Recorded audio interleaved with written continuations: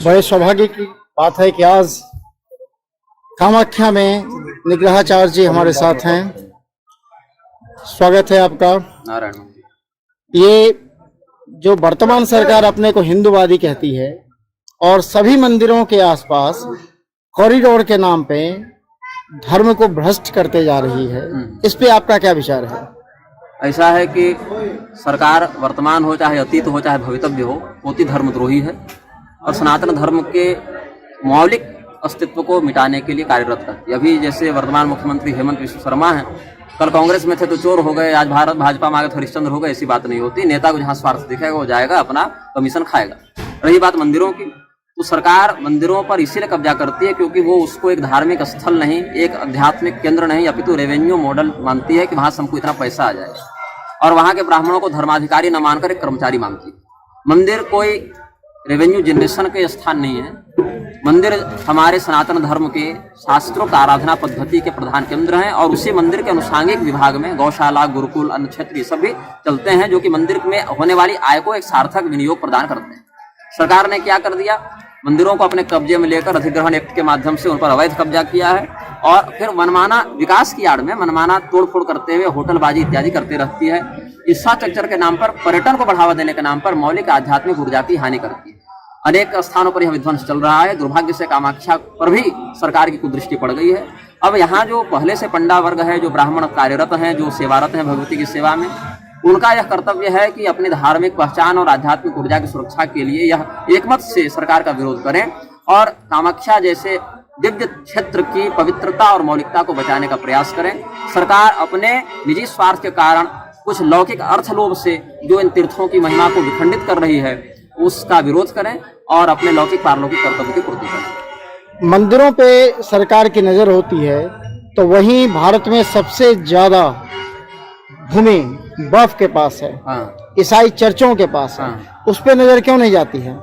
सरकार वोट से बनती है और एकजुट होकर वोट यदि आपके अस्तित्व का निर्धारण करने लगेगा तो आप कभी उसके विरुद्ध नहीं जाएंगे। अगर आपको लगेगा कि हमारा अस्तित्व ही वोट से है तो जहां से आपको वोट की आशा होगी वहां आप कभी भी हस्तक्षेप नहीं करेंगे। सरकार की यह कायरता है और हिंदुओं के प्रति उसका दुराग्रह है। हिंदुओं की अपनी एक अंधभक्ति है, मूर्खता है कि हिंदू इस विषय में सरकार को न प्रेरणा देने में सक्षम हो पाते हैं, न सरकार इतनी दयालु और बुद्धिमती है कि वो हिंदुओं की इस चिंता पर विचार करे। तो वक्फ बोर्ड और ईसाई संस्थाओं के पास जो जमीन है वो आज से नहीं है, वो गुलामी के समय से है और यही कारण है कि भारत आज भी सच्चे अर्थों में सैद्धांतिक रूप से परतंत्र ही है। हमारे अतिरिक्त भी अन्य संप्रदायाचार्य समयानुसार इस पर कम या अधिक बोलते रहते हैं। अगर सरकार उधर हस्तक्षेप करेगी तो देश में तत्काल विद्रोह होने की संभावना हो जाएगी। इसलिए हिंदुओं को मूर्ख बनाकर वहां से केवल पैसा लेने में सरकार का ध्यान है, उधर हस्तक्षेप नहीं करना चाहती, लेकिन करे तो यह देश के हित में होगा। 1947 के बाद से जितना नुकसान भारत को मुसलमानों अंग्रेजों ने नहीं पहुंचाया उससे ज्यादा ये धर्म विरुद्ध सरकारों ने पहुंचाया। देखिए, जब मुसलमान और अंग्रेजों से हम लड़ रहे थे तो हमारा धर्मबोध जीवित था।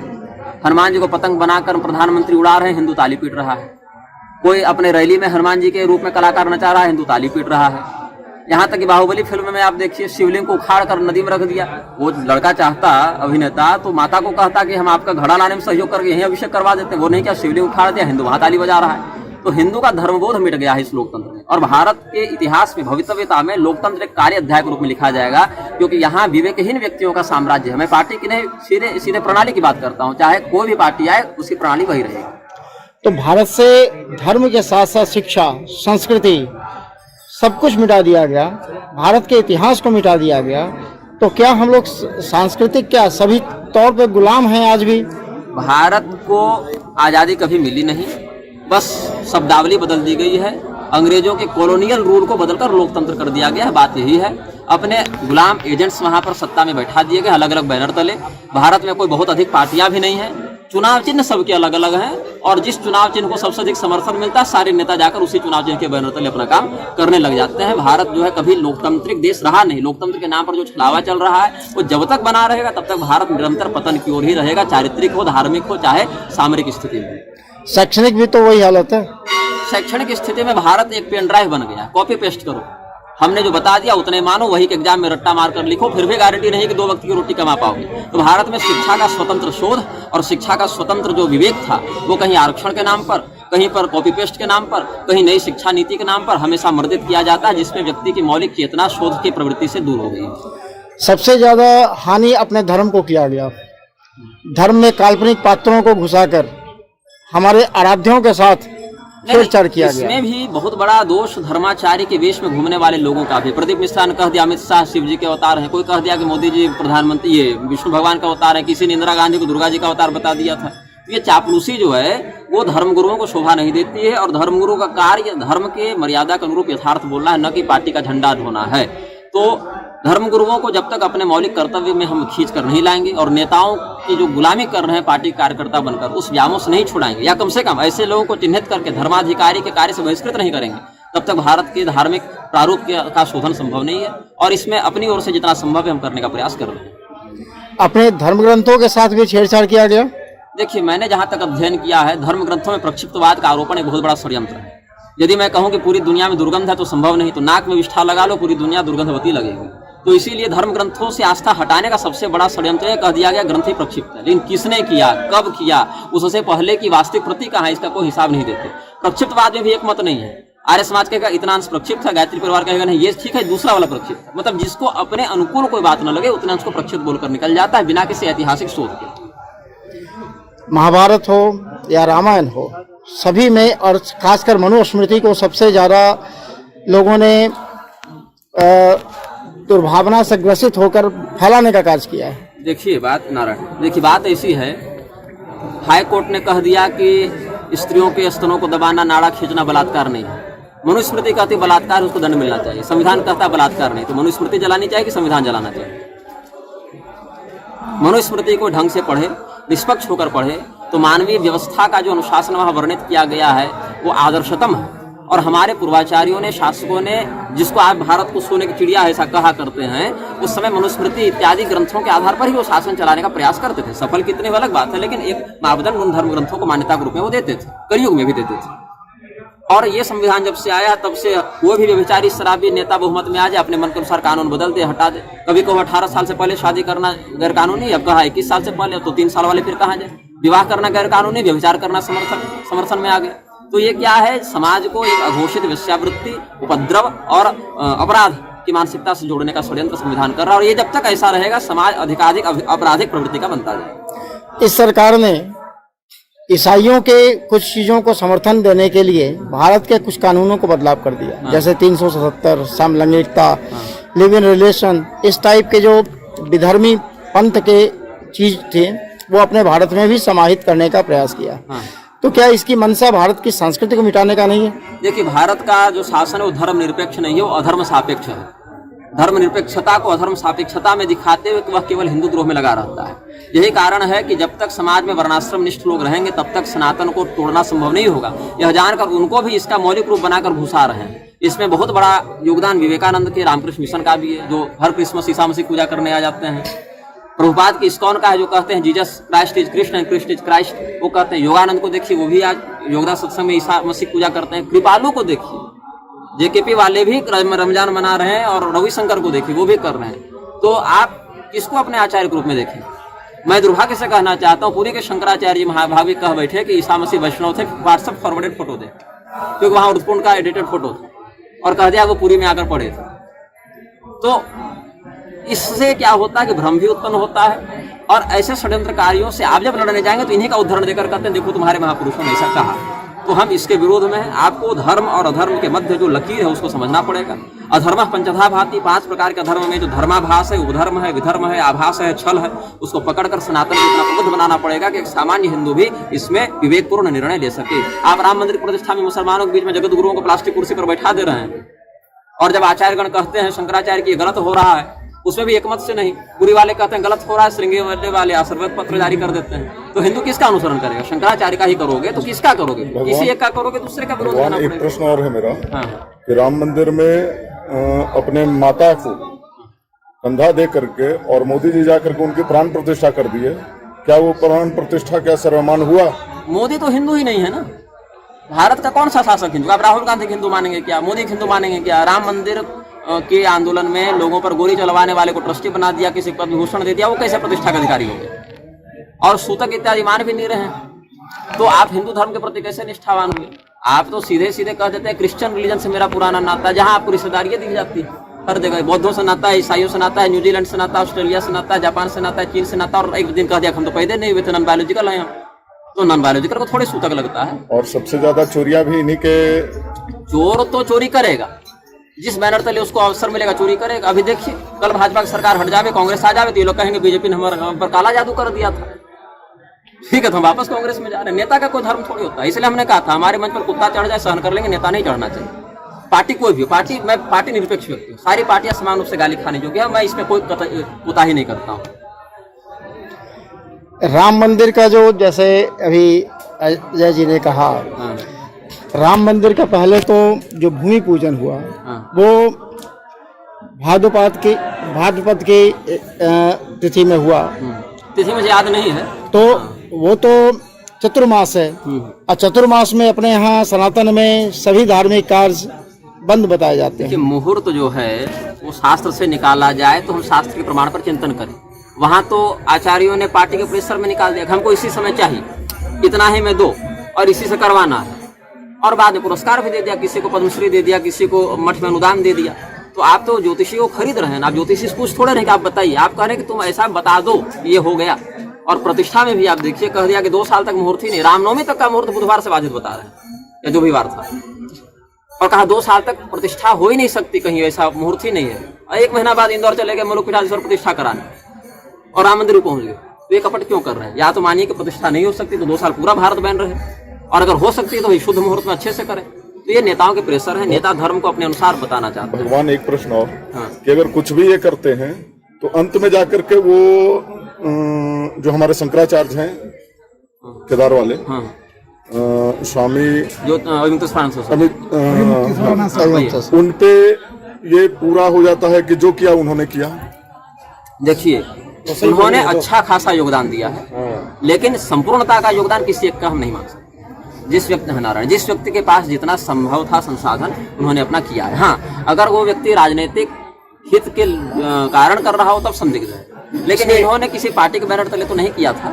अभी तो अपने गुरु जी के कहने पर उनके प्रतिनिधि बनकर गए थे, और किसी पार्टी का भी बताया नहीं, शास्त्र और इतिहास का ही प्रमाण दिया था। सारे हिंदू कुंभ के समय में हमारे शंकराचार्य जी को दोष देने लगा।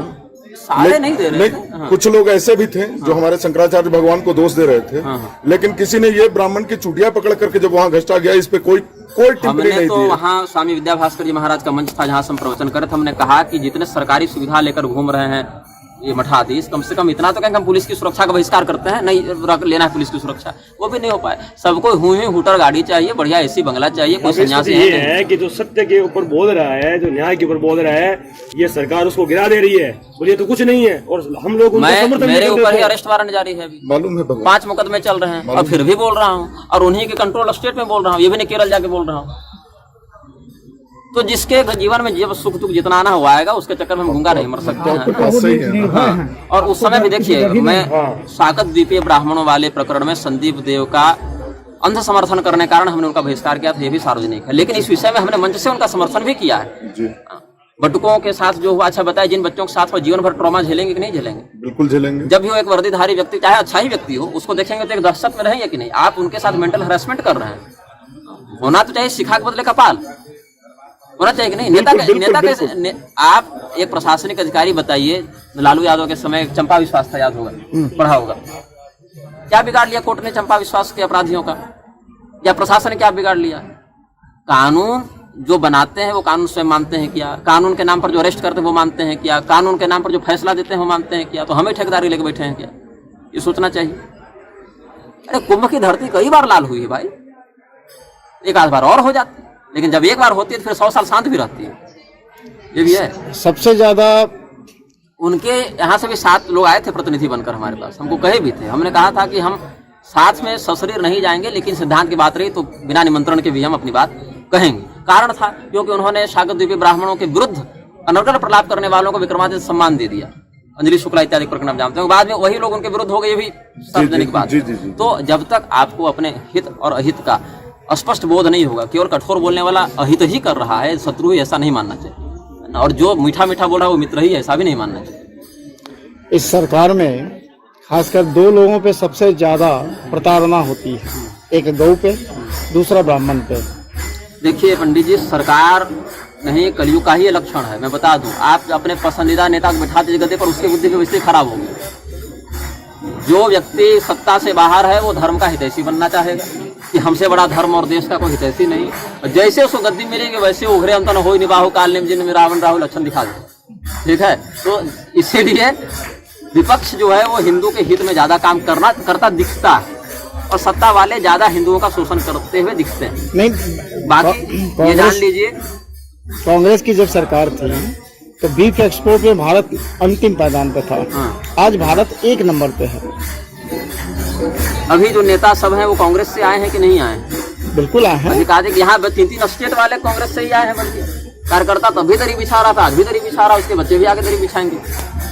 और टीएमसी वाले भी बनेंगे ना, देखिए टीएमसी वाले भी बन गए ना। बात ऐसी है, गौ ब्राह्मण पतिव्रता स्त्री, क्या है वो श्लोक,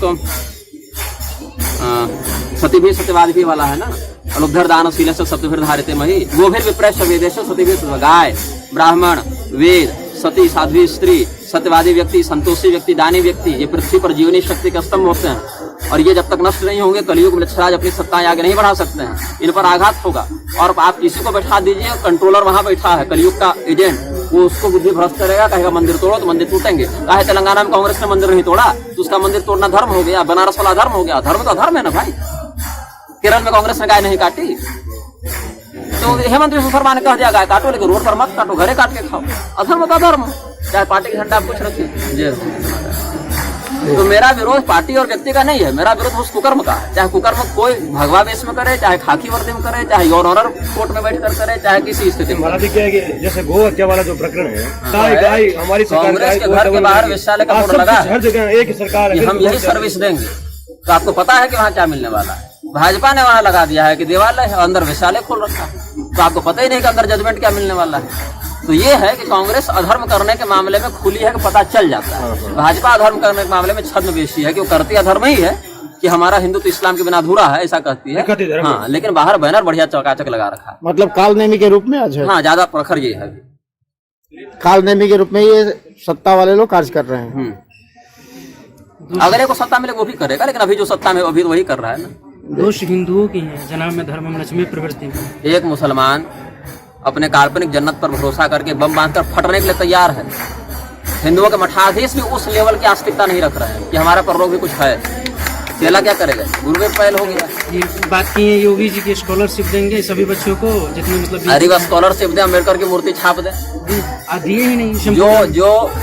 जो अम्बेडकर ने भगवान श्री रामचंद्र जी को नाजायज संतान बताया, कौशल्या जी के चरित्र पर उंगली उठाई, वही अम्बेडकर के जय जयकार कर रहे हैं गोविंद देवगिरी और बागेश्वर धाम वाले। हिंदू के गुरु क्या चाहिए? नेताओं की कृपा, बढ़िया सुरक्षा, प्रोटोकॉल, वीआईपी काफिला। आदमी को प्रसन्न कर रहे हैं, भगवान को प्रसन्न नहीं कर रहे। भगवान को प्रसन्न करेंगे तो भगवान तुरंत गाड़ी लेके नहीं ना गरुड़ जी को भेज देंगे। अभी तो नेताजी प्रसन्न कर ले पहले, वो उनमें आस्तिकता नहीं है। हिंदुओं के गुरु जो कथित धर्माधिकारी है, सबसे बड़े नास्तिक, वो एक पैसा न शास्त्र पर भरोसा, न पर लोग पर भरोसा है। जी बहुत बहुत आभार आपका।